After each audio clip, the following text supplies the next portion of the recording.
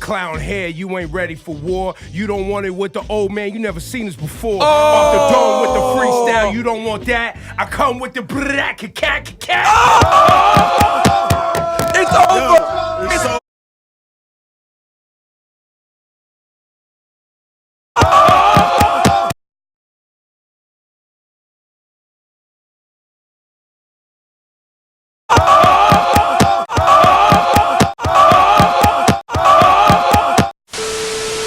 Hey, what's good, y'all? It's your boy, Michael J. I gotta say, apologies for delayed postings because, you know, I've been pretty busy editing a lot of videos. And trust me, editing takes a very long time, you know, piece by piece to, you know what I'm saying. But anyways, I'm back again with another video. And today I'll be doing a rant video on Hot 97 and prove why they are the fucking worst. Now, I know y'all wanted me to do one on Flat TV, which I will do at a later time. And trust me, I'm waiting to do that one. But right now, I'll be just doing one on Hot 97 and just showing why they're the absolute biggest scumbags in the hip-hop industry. I mean, seriously, just looking at the entire crew at Hot 97, they're just nothing but a bunch of clowns. First, we have bitch-ass Ebro, who ain't nothing but a hoe-ass nigga, always doing hoe-ass nigga shit, especially when it comes to disrespecting his guests. Tell us exactly, man, what you see in that face, man. You know what it is. No, I thought He'll blame me for New York City hip-hop. It is your fault. He was the program director. No, he did not play that music. No, I supported this is who you. they should be looking I supported for. you. That's what back here. It's your fault. God. And then you threatened to have me beat up. And I was like, so what, nigga? It's what it is. You fuck up. Because I'm like, look, how you going to mess it up and then say I did? I know you played a party, bro. That's what he's saying. That's what he did. He's full of shit. He go, look, the program that all of the artists that made records during that time span, you mean to tell me they didn't play because my records were good? No, a lot of them. They didn't play because the program director didn't play. No, there was actually a lot of people who had hits during that time. I don't do a morning show. I do a podcast. Facts. You could have had a morning show. And you did have a morning show. You did. At some point, there was a morning show. I remember. Oh, I helped you with that. When you used to lay under the cabinet right here. You mislabeled your shit, and then every time it came on, no, it was like, unfortunately, I wasn't that creative. No, veins on white. I just kind of. Veins on Is that how you guys feel about this song? Yeah. Rapper Takashi69. My Congratulations, you played yourself. Yo, little dude showed up to the Summer Jam. After all that, I'ma be on Summer Jam, and you can't tell me what mean. And then we have the cornball of the show, Peter Rosenberg, who looks like a 50-year-old who still lives in his mom's basement, probably jacking off to porno mags and playing video games. And as for Laura, she's just basically the tool of the show. And last and very least, we have the worst of them all, punk bastard Flex. And I want to point this out. Hot 97 seem to be the biggest Tupac haters. I swear to God, every time they're always bringing up Tupac, they're always throwing shade at him and always trying to shit on his legacy. I mean, seriously, just listen to these motherfuckers. If you were to go back in time, I can't speak about the West Coast.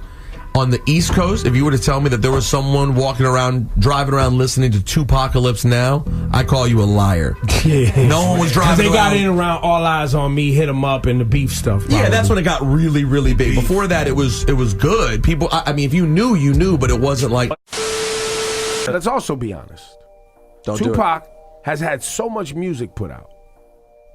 And a lot of it after his death, that he wasn't even a part of. That is not good. And because Pac's first album dropped in 1991, I think he put an album out like every year. Pac never stopped.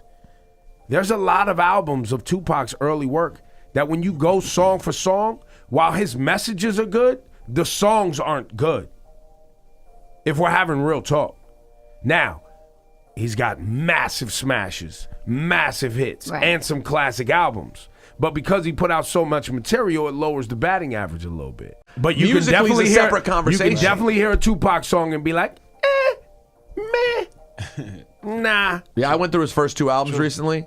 I'd never listened to his first two albums. And by the way, a lot of people, don't let people out here fool you. A lot of East Coast hip-hop heads, y'all ain't never listened to an album before the double. A lot of us did not listen before All Eyes on Me. You about to catch these hands and feet. No, well, I'm not saying they're bad. I'm just saying that's what's true. That accusation. Shawnee, sorry, say it louder because Ebro's just making me sound bad. That's 100% true. He wasn't on Pac like that. He wasn't on Pac like that. We loved I Get Around. But like, and now he's an icon. You're gonna have the podcasts jumping up, being like, I listened to everyone from the beginning. And the Jersey podcast. Oh yeah, Jersey podcast. They were down from day one for sure. But at the same time, he has a huge body of work, like Ebro said. And the ones that really started getting the serious accolades are the double album, All Eyes on Me, and Machiavelli. Those are the ones that got the super duper accolades. Here's my thing. I don't give a fuck if they don't like Tupac. I don't care.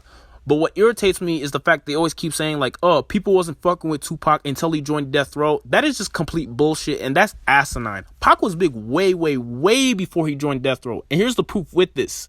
In 1992, Tupac starred in his first hit movie, Juice. And ever since its release, it's been praised as a classic hood movie, and it's also Tupac's greatest performance in a movie. By 1993, Pac got bigger by the time his second studio album, Strictly for My Niggas, was released in February of 93. It featured two of his biggest hit singles, I Get Around and Keep Your Head Up. Both songs were top 20 hits on the Billboard Hot 100 and also achieving gold status as well. And not only that, later that summer, he starred in the second hit movie, Poetic Justice, which featured Janet Jackson, and the movie was so successful, it went #1 at the box office. #1 at the box office. And then in 1995, Pac releases his third studio album, Me Against the World, which became his first album to peak at #1, and it also went double platinum that year. The album featured one of Tupac's most biggest and most successful singles, Dear Mama, which was a top 10 hit, and also went platinum the same year. So with all this, it just pretty much proves that Pac was a huge megastar way before he joined Death Row. And if that ain't megastar status to you, then I don't know what is. So for anybody who actually believes that fuckboy Rosenberg, then I feel sorry for you, because he ain't nothing but a hating ass bitch. And speaking of hating ass bitch, let's not forget about the time when Punk Bastard Flex dissed Tupac back in 2017, claiming that he lied to everybody when he was ambushed back in November in 94 at Quad Studios, and claiming that he actually cheddar bombed himself in the leg. First by mistake. I told you. I fucking told you. You Pac fans always talking that talk. Cheddar ball. Cheddar ball. Cheddar ball. Came in there, popped himself in the leg. Popped himself first. That's what happened. I said pop mistake with question mark.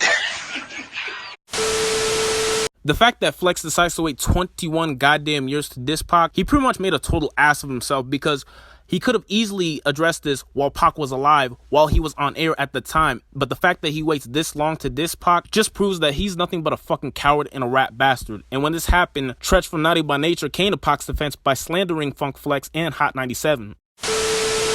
I gotta ask, Funk Flex, he laughed at your Fuck Flex, you mean? Oh, jeez. Is there any way y'all would be cool on me? Never, because I gave him too many chances. Now, the thing is, if somebody's here to defend themselves, I could get on the phone with Pac. He's like, nah, let me handle that. Or if Flex on the West Coast and he dissing him, I'll be like, yo, let me talk to him, we can sit down. Yeah. When my brother is gone and can't defend himself, loyalty has no expiration date. When Tupac and Biggie died, I died with them. I'm just haunting niggas here with the truth. I can't wait to meet them. So you're not dissing none of my family, especially when they're in the grave. So what happens if you see Funk in the, I'm gonna smack his taste out his mouth and take the charge. He rolled with security, hired guns, Secret Service. I'm gonna tell him, yo, back the fuck up, I want the fade. If they come at me, they gonna have to jump me. Cause I'm a motherfucking ninja. That's like, I don't know, you feel, it's like, hold on, you go, y'all gonna come? That's crazy. That's how it is. Y'all bow. I'll pick up a brick. Yo, you ain't disrespect. Pac, Biggie, my brothers. They going, y'all disrespect them, I'm taking your heads off. I gotta say, Treach is one of the realest, man. Like, the fact that he did that just shows how much of a true friend he is to Pac. Because of the fact that he remains loyal to Tupac even after his death just shows how much of a real friend he is, man. Like, huge respect to Treach for that. So the fact that Punk Bastard Flex decides to wait 2 decades to diss Pac just shows that he was right all along when he said this on Troublesome. Niggas talk a lot of shit, but that's at them goal. Cause they fear in the physical form. Let it be known the troublesome.